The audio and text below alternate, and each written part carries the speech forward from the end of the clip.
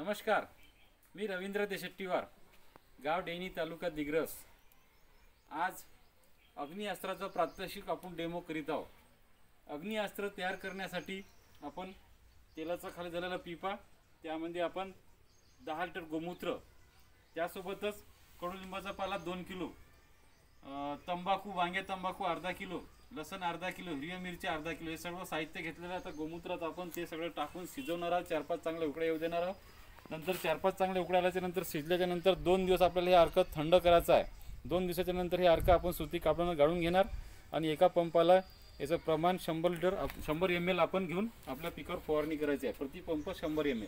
तर आता आपण एक सगळं अर्क घटक टाकूया। आपण तंबाखू घेतला, आपण बघू शकतो की हा वांग्या तंबाखू आहे, अर्धा किलो आपण घेतलेला आहे। वांग्या तंबाखू मध्ये प्रमाण खूप चांगला असते म्हणून आपण वांग्या तंबाखू आणलेला आहे।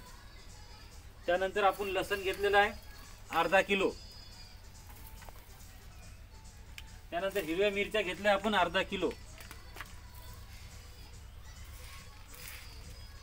हे सर्व घटक आपण गोमूत्रात एकत्र करून त्याला शिजवण्यासाठी ठेवलेला आहे चुलीवर।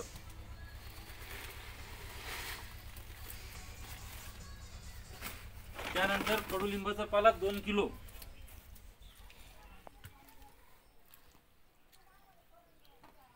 अशा प्रकारे सगळं घटक टाकून आपल्याला चांगलं शिजवायचं आहे। 4-5 चांगले उकळे येऊ द्यायचं आहे।